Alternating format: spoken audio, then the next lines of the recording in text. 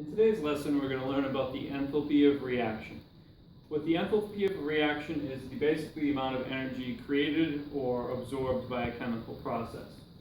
What we're going to look at today is we're going to light a gummy bear on fire, and we're going to observe the energy released during that process. Since the gummy bear contains mostly sugar, which is C6H12O6 or glucose, and you're reacting with oxygen and the sodium chlorate to produce carbon dioxide and water. This process releases 2,879 kilojoules per mole of sugar reactant.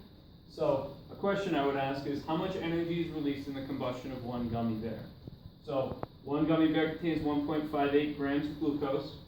So the first thing I would do is figure out how many moles that is, and then I would relate that to the amount of energy released by 1 mole of glucose, which would give you 25.3. Notice that I got rid of the negative sign as I brought this down. The reason for that is the question asks how much energy is released. Since it says released, that implies a negative value on the heat transfer, so we can just eliminate that.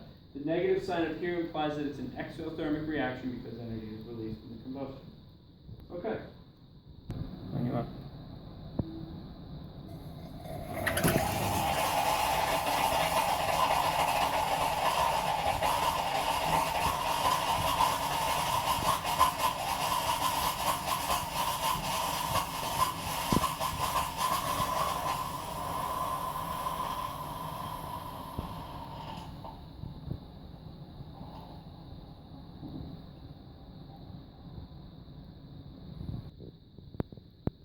So you can see that a lot of energy was released by the combustion of just one gummy bear, and that was only 1.58 grams of glucose.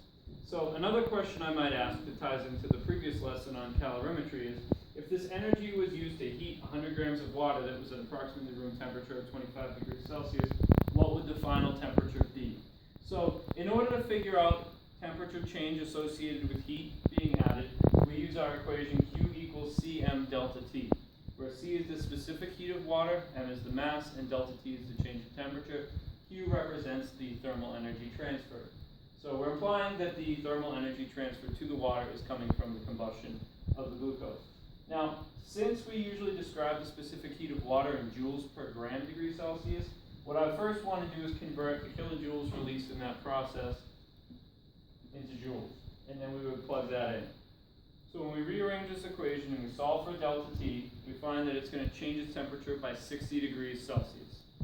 So if our initial temperature was 25 degrees, and we add to that the change in temperature of 60, the final temperature of that water would be 85 degrees Celsius, assuming that all of the energy got transferred from the reaction to the water.